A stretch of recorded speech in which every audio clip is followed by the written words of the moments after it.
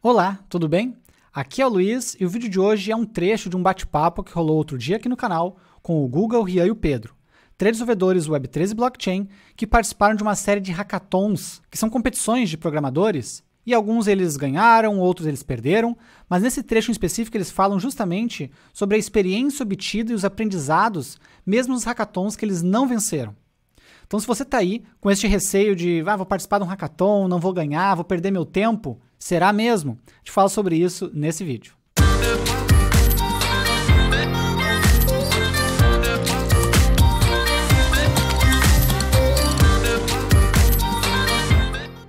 E nesse hackathon aí, vocês não chegaram a vencer ele.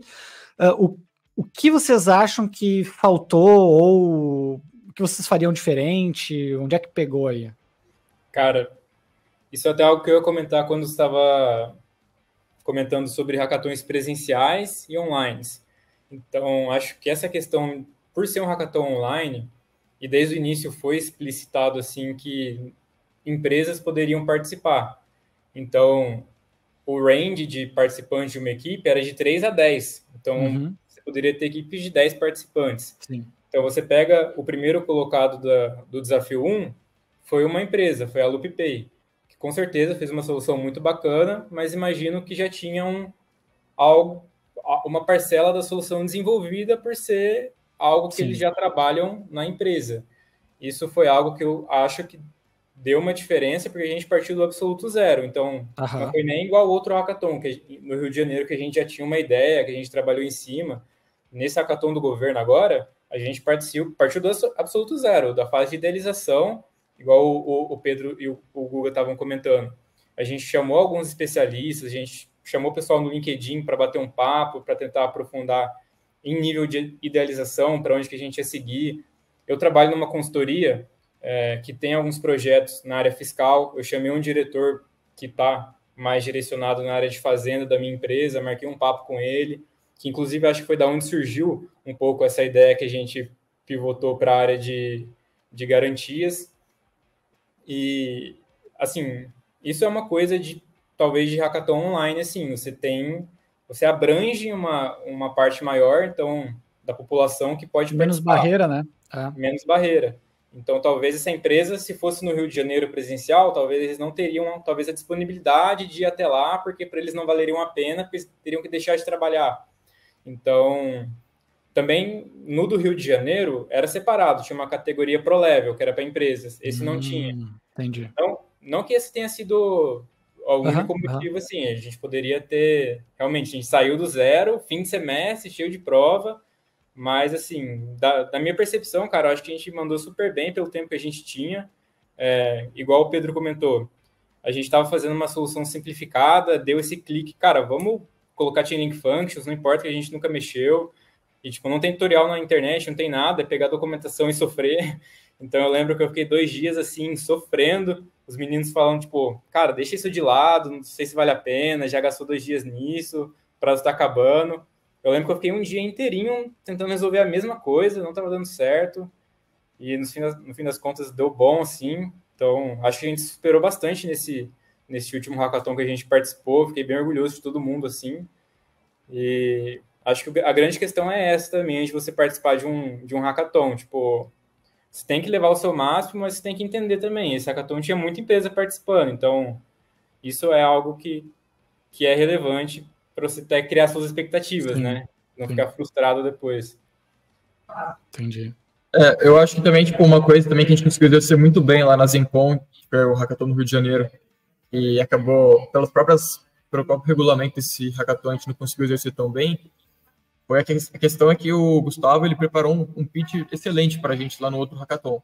Porque, quer dizer, em ambos, né? Mas no outro hackathon, a gente tinha 10 minutos de pitch. Quando você tem 10 minutos de pitch, você consegue explorar muito melhor o pitch, principalmente falando de um hackathon de tecnologia. E, em geral, o pessoal de tecnologia, o pessoal que é bom, assim, às vezes, geralmente, o pessoal tem até uma base técnica muito forte, mas o pessoal acaba penando um pouco em soft skills, mas o pessoal não tem um conhecimento tão bom, assim, de preparar um belo PowerPoint, apresentar bem, trazer bastante gatilhos, assim, que mostram o diferencial da nossa solução. Nesse último hackathon, o pitches eram de 3 minutos. Uhum. Então, você pode saber fazer o melhor pitch do mundo. Em 3 minutos, você realmente não consegue explorar com profundidade todos os diferenciais que a gente tinha. E aí, acho que foi algo que acabou limitando um pouco, que é um grande diferencial nosso que a gente não conseguiu explorar tão bem nesse hackathon pelo próprio regulamento. Mas o pitch ficou muito bom também, mas aí teve que ser uma solução, um pitch mais resumido, mais breve, assim, a gente não conseguiu explorar tão bem isso. Mas, cara, se você vê o pitch que o Guga fez, parece uma propaganda do governo, velho. Assim, você poderia rodar na TV e colocar o finalzinho, aquela logo do governo passando. Nossa. Esses pitches mais curtos são sempre bem desafiadores, mas eu vou dizer para vocês assim que eu não falo de hackathon, falo de pitch para investidores em geral, né? 10 minutos é muito fora da curva, geralmente é bem menos, né? Às vezes é 2 minutos, 3 minutos. Principalmente e daí o cara tem que... Né? Daí o cara tem que pensar o que eu coloco que mais chama atenção. Às vezes nem é tecnicamente falando, às vezes não é o principal. Às vezes não é o principal, às vezes é o que vai chamar a atenção dos caras e tal. Infelizmente, às vezes os critérios são mais subjetivos mesmo, né? E a gente que é de uma bagagem mais técnica, a gente se sente até meio lesado às vezes por causa disso, né? Porque às vezes é o cara que conta a história mais bonita e não necessariamente quem fez o melhor projeto ou o melhor produto lá. Infelizmente, quando tem pitch, acaba acontecendo dessas, assim. Mas é do jogo. Não, mas eu acho que faz parte. No fim, entra naquilo também do que a gente comentou antes do hackathon do Rio de Janeiro, que, putz, toda hora a gente apanhava. Não, isso aqui tá ruim, melhor. E foi a melhor coisa, assim. Às vezes a gente tem medo, né, de se expor ao risco, se expor à crítica. E, putz, pra gente qual foi o nosso maior diferencial competitivo? Eu acho que foram as críticas que a gente recebeu, que a gente decidiu... assim, não jogar para baixo do tapete, né? Falou, bom, isso é um desafio, vamos resolver. Um exemplo que a gente falou bastante no pitch lá do Rio de Janeiro, porque a gente realmente estudou bastante sobre, era a questão de regulação. Como a gente consegue que a nossa empresa, eventualmente, a partir do momento que ela esteja rodando, ter as licenças da Anvisa, estar de acordo com a LGPD, como a gente consegue fazer tudo isso para que ela funcione? Dado que a gente está usando blockchain para armazenar dados médicos, a gente está tratando de dados sensíveis. A gente estudou muito sobre o assunto, conversamos com um especialista da área médica para entender quais eram os tipos de regulações que a gente tinha que atender. Então, por exemplo, para você armazenar dados médicos, é muito mais fácil você conseguir essa licença da Anvisa do que uma licença de, por exemplo, fazer análises com dados médicos. Então, isso surgiu porque criticaram a nossa solução num primeiro momento, né? Então, para além do pitch, eu acho que talvez tenha mudado um pouco, que a sua pergunta inicial era o que faltou, talvez, nesse hackathon? Às vezes, você realmente ter gente te atacando. Você estar num ambiente em que tem gente boa, porque não adianta escutar quem não sabe, né? Mas tem gente especialista no assunto falando, isso daqui tá errado. E aí você entender o que tá errado ou não. Eu gosto muito de ler livros sobre startup e tal, porque a gente está nessa, e falam bastante disso. Acho que é no livro do Peter Thiel, né, o De 0 a 1, se eu não me engano, que ele fala, cara, escute a críticas a partir do momento que você testou o negócio, né? Bota o MVP para rodar, e aí se você só tem a ideia, você nem rodou, ainda não vale a pena você escutar, sabe? Porque você não executou nada ainda, às vezes o caso de uso que você está tratando é diferente, mesmo de um especialista, a pessoa não está entendendo. E ao mesmo tempo que você tem que colocar na prática, é importante você estar no ambiente com gente melhor do que você em diversos aspectos, né? Eu acho que nesse sentido, tanto externamente, a gente estar no Hackathon do Rio de Janeiro sempre com vários mentores, e a gente, assim, toda hora tentava entrar em contato com eles, o que no do Tesouro Nacional talvez a gente tenha feito numa medida menor, também porque a gente estava em final de semestre de faculdade, então tinha trabalho de faculdade, prova para fazer, não deu para a gente focar 100%. E internamente também, além do público externo, entre nós, é importante a gente ter essa visão de complementariedade, né? Então, cara, cada um vai tocar uma coisa, a gente está em comunicação constante, mas vamos acreditar cada um no que o outro está fazendo. E, putz, acho que é a maior dica, assim, você tá tanto no ambiente externo de gente que vai te ajudar, como internamente para quem é da audiência e quer participar de um hackathon, encontrar gente que tem essa sinergia. Porque senão, assim, não adianta você ser muito bom tecnicamente ou qualquer coisa do tipo. Massa, bem importante. Cara, e legal que vocês já vinham, né? Vocês já vinham trabalhando de outros hackathons, já se conheciam também, isso acaba facilitando a cola do grupo, né? Massa. Sim, isso foi bem massa.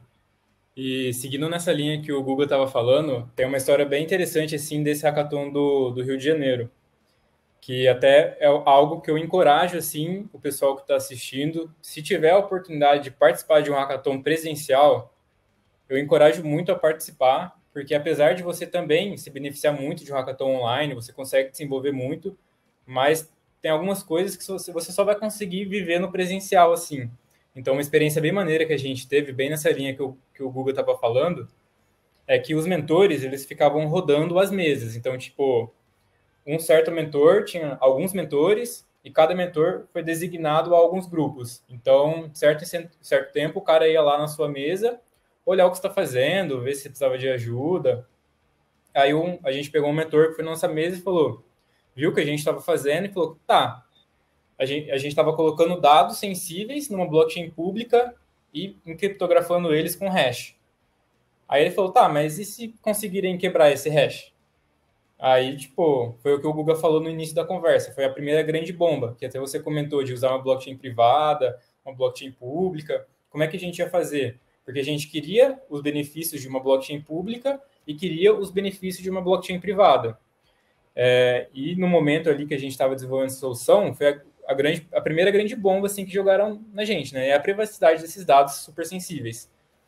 Que foi algo que o Guga falou, nessa né? Questão de críticas, que vai fazendo o projeto evoluir. A gente pegou e falou, cara, e agora? Agora ferrou, velho. A gente já estava num ponto que não dava para voltar atrás na ideia, a gente já estava muita coisa desenvolvida, era ali nessa ideia que tinha que seguir, dar um jeito para resolver. Eu lembro certinho, nós três pegamos os notebooks assim, começamos a procurar artigo de segurança de dados sensíveis, começamos a ler artigo do MIT, Yale, cada um lendo um artigo assim, às vezes nem a ver com blockchain. Aí, cara, eu lembro que eu falei, velho, peguei um papel assim, falei, vou desenhar uma arquitetura para resolver isso. Alguma coisa tem que sair. A gente pegou o papel, foi desenhando assim, seta para cá, blockchain pública para cá, privada, e a gente chegou em algo. A gente chamou o mentor, ele olhou assim, a gente foi apresentando para ele, acho que isso funciona. Aí a gente foi quando a gente já deu uma certa euforia, que a gente se animou de novo, começamos a desenvolver mais coisa em cima, e depois a gente fez nosso pitch, a gente subiu lá, recebeu a premiação, e foi um momento bem icônico para a gente, porque o CEO do Código Brazuca, que era uma empresa que estava patrocinando não sei se estava patrocinando, mas foi convidada para o evento, não lembro ao certo, sim, acho que tinha alguma relação com a organização do evento. O CEO chegou assim para a gente e falou, cara, sensacional essa forma que vocês resolveram um problema, isso resolve até um problema que eu tenho na minha empresa, vou ver de implementar isso, e tudo porque tinha os mentores em volta, olhando, criticando, talvez não seria nenhuma dúvida que a gente levantaria num hackathon online, assim. Por isso que eu encorajo. O hackathon presencial, assim, tem suas vantagens. Acho bem válido viver essa experiência. Massa. Tem um que... Eu estava lembrando agora das oportunidades que eu participei parecidas. Tem um que é bem itinerante, acontece em várias cidades do mundo, na verdade, inclusive aqui no Brasil, que é o Startup Weekend. Não sei se vocês já ouviram falar. Cara, se vocês não participaram ainda, eu super recomendo. É bem legal. Vocês não tem um tema tecnológico específico, né? Geralmente tem um tema de negócios, daí a solução tecnológica da grupo inventa a sua e tal. E essa mesma pegada, assim. E tem várias cidades que tem. Na minha cidade, que é uma cidade pequena, tem. E eu já participei em Porto Alegre também, de outra edição. E fica a dica pro pessoal. Agora eu não sei como é que tá. Pós-pandemia, não cheguei a acompanhar como é que tá, mas até antes da pandemia rolava bastante. E era bem essa mesma vibe, né? A diferença talvez é que não ia tanto grupos formados. Era meio que na hora ali, o pessoal meio que se juntava para fazer, assim. Mas era bem legal. Bem legal. E tranquilamente dá para o cara propor o uso de blockchain junto nas soluções, se fizer sentido e tudo mais. Dá para ter essa experiência também, porque dá tempo de codar alguma coisa. Sim. Acho que também no âmbito assim, de hackathon mais focado para blockchain, mas que rola direto assim, de cada um de uma cidade também, são os hackathons de Ethereum. No Brasil tem o Ethereum São Paulo, Ethereum Rio, mas também teve, acho que em setembro agora, o Ethereum Argentina, tem até o que a gente estava vendo, assim, como a gente vê como até um dos próximos passos, assim, é a questão de hackathons lá fora. E, lá fora o capital é muito mais abundante. Então, tem uns hackathons, assim, por exemplo, acho que eu estava vendo, se não me engano, até naquela plataforma que o Gustavo falou, que é a Taikai, que estava dando uns hackathons.